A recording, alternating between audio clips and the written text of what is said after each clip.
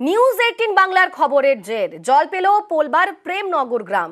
বাড়ি বাড়ি কল থাকলেও জল ছিল না, এমনকি টাকা দিয়ে জল না মেলার অভিযোগ ওঠে।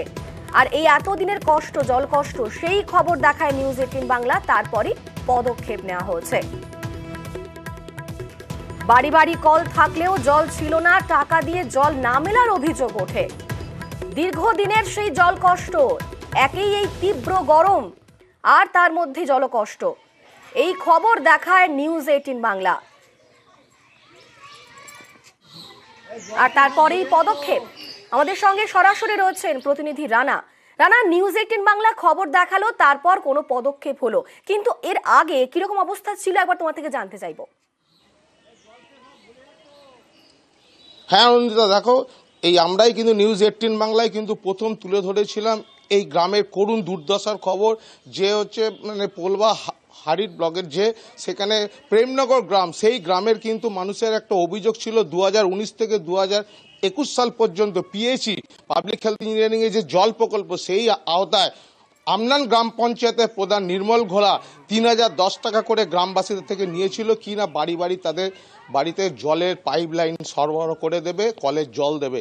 কিন্তু গিয়ে দেখলাম যেটা, যে পাইপ লাইন রয়েছে, কল রয়েছে, কিন্তু জল নেই। কেন জল নেই সেই অনুযায়ী কিন্তু উত্তর দিতে পারেনি।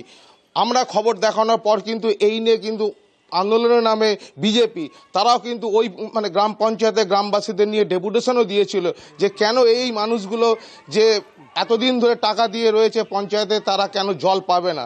তারপরেই কিন্তু এই ঠিক ভোটের মুখেই কিন্তু নড়ে চড়ে বসলো প্রশাসন। এখন সেখানকার স্থানীয় বাসিন্দারা যারা এই পরিস্থিতির সম্মুখীন হয়েছেন, তারা কি বলছেন একবার শোনাবো দর্শকদের। খুব ভালো লাগছে। 5 বছর আগে টাকা দেওয়া হয়েছিল, 5 বছর পর জল পেলাম। প্রেমনগর গ্রামবাসীর লোকরা সবাই আনন্দ পাচ্ছে জল পেয়ে। কিছু লোকের বাড়িতে এখনো জল আসেনি। 4 মাস আগে আমরা বলেছিলাম, কিন্তু 4 মাস পর জল পেলাম। নিউজ 18 বাংলাকে অনেক ধন্যবাদ। অনেক লড়াই করেছি জলের জন্য, ধন্যবাদ জানাই চ্যানেলকে। আমরা কিছু বাড়িতে এসছে, কিছু বাড়িতে এখনো জল পড়েনি। জল পেয়ে মানুষ সবই খুশি। আপনাদের খবর দেখিয়ে তবে এই জলটা এলো। আপনাদের চ্যানেলকে আমি ধন্যবাদ জানাচ্ছি। আবারও যাবো রানার কাছে। রানা, তুমি যেমনটা বলছিলে ডেপুটেশন দেওয়া হয়, আর তারপর ঠিক কি হয়, কিভাবে পদক্ষেপ নেওয়া হয়? তারপরও দেখো, কিন্তু সেই সময় যখন খবর দেখানোর পরও কিন্তু প্রায় 3-4 মাস ধরে প্রশাসনের আধিকারিক কোনো হেলদোল ছিল না, যে ওই এলাকা গ্রামের মানুষকে যে ন্যূনতম পরিষেবা পানীয় জলটুকু দেওয়ার। কিন্তু যেহেতু সামনে তোমার হচ্ছে লোকসভা ভোট, এই 20 তারিখে 5th ফেজের পঞ্চম দফায় ভোট হবে, সেই জন্য তড়িঘড়ি করে পিএইচই থেকে কিন্তু জল সরবরাহ শুরু করলো ওই গ্রামে। কিন্তু যেটা গিয়ে দেখা গেল, এই যে গ্রামে জল সরবরাহ করা হয়েছে সেখানে কিন্তু এখনো বেশ কিছু বাড়িতে এখনো জল আসছে না। কারণ তাদের অভিযোগ, তাদের যে আমাদের জলের জন্য আমরা সকলেই টাকা দিয়েছিলাম, তাহলে কেন কয়েকটা বাড়িতে আসবে আর বেশ কিছু বাড়িতে আসবে না। সেই নিয়ে কিন্তু বিজেপি যেমন রাজনৈতিক কটাক্ষ করতে ছাড়েনি, তবে যে হুগলি জেলা পরিষদের সভাধিপতি রঞ্জন ধারা তিনি জানিয়েছেন জলের জন্য একটা সমস্যা ছিল, সেই সমস্যা আমরা সমাধান করেছি। এখনো কিছু টুকটাক সমস্যা রয়েছে, যেহেতু জলের ফ্লো, যেহেতু লেভেলের একটা ওপর নিচের ব্যাপার আছে, সেই জন্য কিছুটা সমস্যা হয়েছে। তবে এটা আস্তে আস্তে কেটে যাবে। এটার সঙ্গে ভোটের কোনো রাজনীতির যোগ নেই। অনিন্দিতা, হুগলি জেলা পরিষদ সভাধিপতি তিনি বলছেন যে নিউজ 18 বাংলা সেই খবর দেখানোর পরই দ্রুত পদক্ষেপ নেওয়া হয়েছে।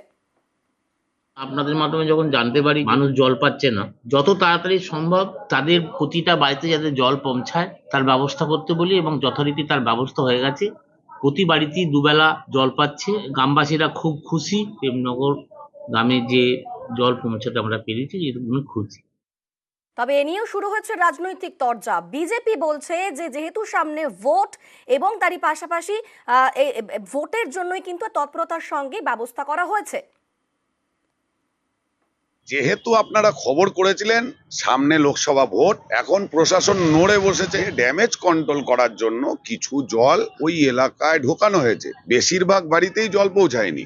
এই জলটা দেখিয়ে ওই এলাকার ভোটটা নিজেদের পকেটে নিতে চাইছে। তৃণমূলের কোনো সদিচ্ছা নেই জল পৌঁছানো। ভোট যাবে না, ওই কল থাকলেও দেখবেন জল নেই।